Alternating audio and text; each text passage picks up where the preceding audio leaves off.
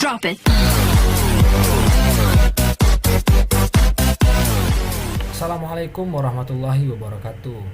Nah, di sini saya akan menjelaskan tentang apa itu pengertian dari efek media. Nah, media adalah alat saluran komunikasi.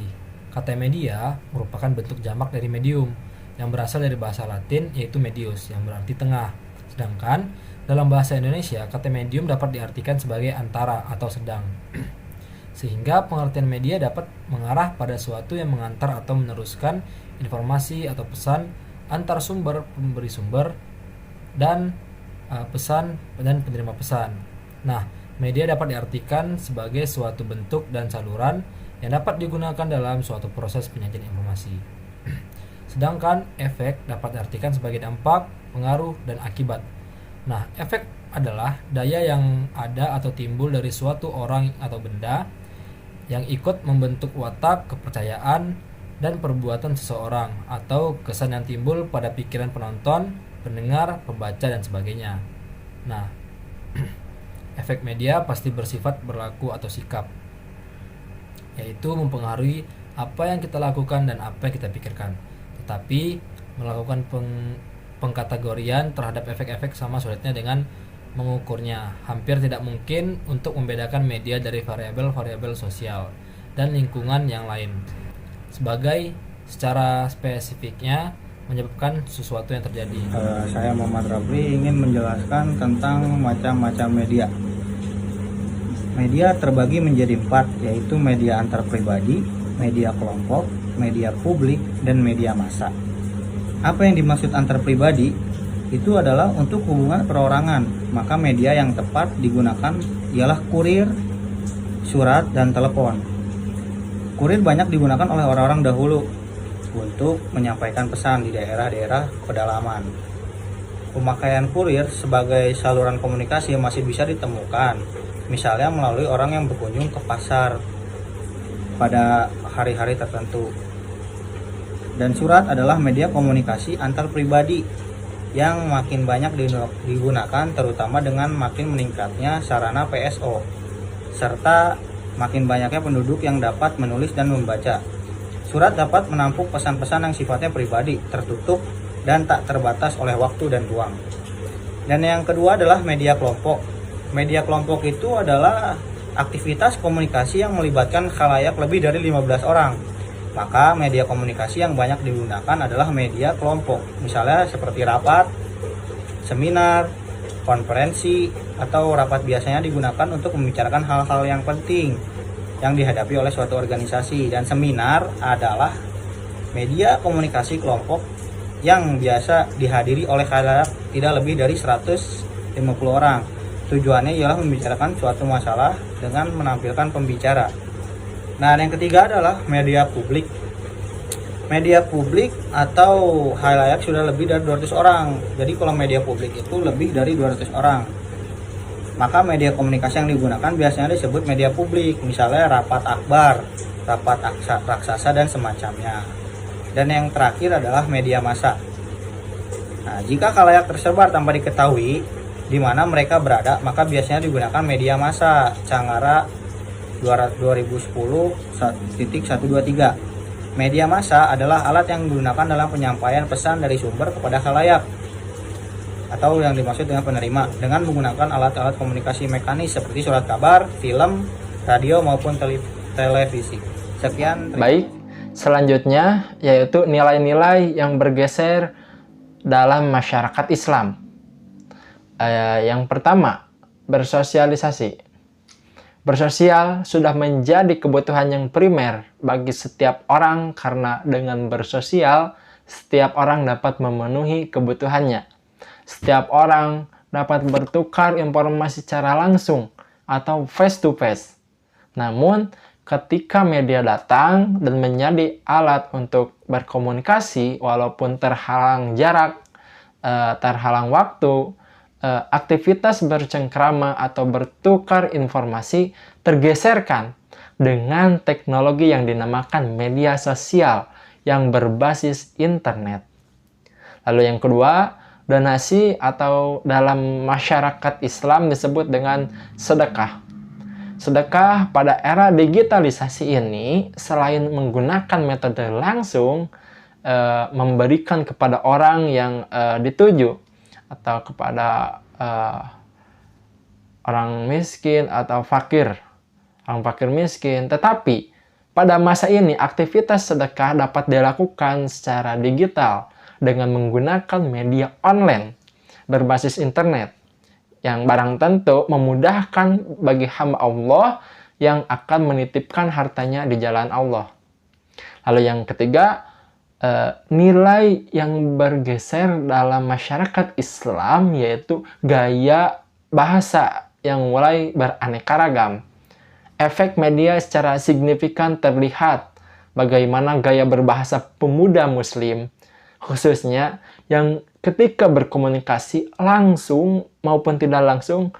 Fenomena komunikasi yang beragam dari kalangan pemuda membuktikan bahwa media, terutama media sosial berbasis internet, memiliki efek yang besar bagi perilaku berbahasa masyarakat Islam, khususnya pemuda. Lalu yang keempat, ekonomi. Di zaman yang serba digital ini, di setiap kegiatan perekonomian pastinya memanfaatkan teknologi untuk memudahkan segala aktivitas ekonomi. Contohnya, kegiatan membeli barang dapat dilakukan secara online melalui gawai yang kita miliki.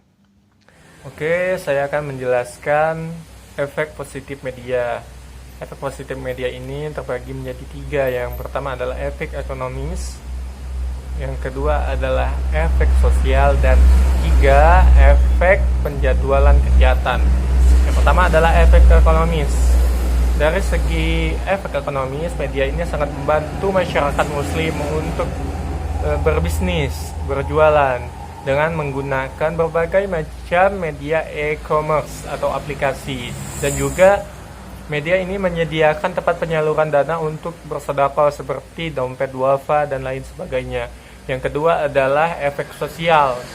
Masyarakat muslim sangat akrab atas kehadiran media ini karena dengan media masyarakat muslim dapat menjalin silaturahmi ke sesama temannya dengan menggunakan berbagai macam media sosial, yakni Facebook, Twitter, email, dan WhatsApp, Messenger, BBM, Instagram, dan lain sebagainya. Yang ketiga adalah efek penjadwalan kegiatan. Efek penjadwalan kegiatan ini sangat membantu, terutama untuk dai, yakni membantu para dai untuk menjadwal kegiatannya dengan menggunakan Zoom untuk berdakwah dan berbagai macam lainnya. Mungkin sekian yang dapat saya sampaikan. Selanjutnya dilanjutkan oleh Adlan Fauzan. Bismillahirrahmanirrahim. Assalamualaikum warahmatullahi wabarakatuh. Di sini saya Muhammad Adlan Fauzan dari kelompok 1 akan menjelaskan tentang efek negatif media. Efek negatif media terjadi karena pergeseran nilai-nilai keagamaan dalam masyarakat muslim yang disebabkan oleh penyalahgunaan media. Menurut Laisha Kazi 2013 halaman 54, dampak media di antaranya adalah yang pertama, masyarakat menjadi malas belajar berkomunikasi di dunia nyata. Kenapa? Tingkat pemahaman bahasa pun menjadi kurang. Lalu kenapa gitu? Yang pertama tadi masyarakat menjadi malas karena kurang edukasi, kurang membaca buku. Ya. Kebanyakan komunikasi itu digunakan lewat sosial media, lewat handphone, lewat WhatsApp gitu. Jadi kurang gitu pengetahuan, pemahaman berkomunikasi dan bahasanya gitu. Yang kedua, situs jejaring sosial membuat manusia lebih mementingkan diri sendiri. Tidak ada keterbukaan antar sesama. Jadi yang nomor 2 ini, jadi kita terlalu fokus dengan sosial media kita gitu, sehingga kita tidak menganggap orang-orang di sekitar kita. Contohnya kita ngobrol di dalam suatu lingkup gitu ya, di dalam suatu lingkup, dan kita acuh gitu kepada obrolan teman kita gitu yang ngobrol dengan kita gitu, acuh, kita fokus di handphone aja terus, di jaring sosial, media sosial gitu. Nah itu salah satunya. Yang ketiga, bagi manusia tidak ada aturan ejaan dan tata bahasa di jejaring sosial. Hal ini membuat mereka semakin sulit membedakan antara komunikasi di situs jejaring sosial dan dunia nyata. Jadi kebanyakan orang yang lebih mengutamakan media sosial itu tidak bisa membedakan antara obrolan di sosial media dan di dunia nyata gitu. Jadi disarwakeun gitu, disamain aja gitu, di jejaring sosial, di dunia nyata sama aja gitu, nggak ada bedanya. Yang keempat, situs jejaring sosial adalah lahan subur bagi predator untuk melakukan kejahatan. Kita tidak akan pernah tahu gitu apakah seseorang yang baru dikenal anak kita di internet menggunakan jati diri yang sesungguhnya, sehingga memungkinkan terjadinya penipuan. Jadi di sosial media itu banyak penipuan-penipuan. Kebanyakan penipuan itu tidak memakai identitas yang asli gitu. Jadi si penipu itu memakai identitas samaran gitu ya. Jadi banyak gitu di sosial media tuh penipuan-penipuan, jadi kita harus hati-hati juga sih. Yang kelima, pornografi. Nah, anggapan pornografi ini bahwasannya internet ini identik dengan pornografi. Tidak salah juga sih sebenarnya, karena kemampuan penyampaian informasi secara terbuka yang dimiliki internet, jadi pornografi pun merajalela gitu. Ada dorongan untuk melakukan tindakan kejahatan porno aksi. Bisa jadi di latar belakangi di internet terdapat gambar-gambar pornografi. Jadi istilahnya, jadi sebelum melakukan porno aksi ini kita sudah didahului dengan pornografi gitu. Terlalu banyak kita menonton pornografi, tontonan yang mengandung pornografi di dalamnya, sehingga jalan berpikir kita untuk melakukan porno aksi itu lebih dekat gitu, karena kebanyakan kita melakukan atau melihat pornografi gitu. Di internet kan banyak ya, kayak iklan-iklan situs-situs gitulah intinya mah ya, seperti itu ya.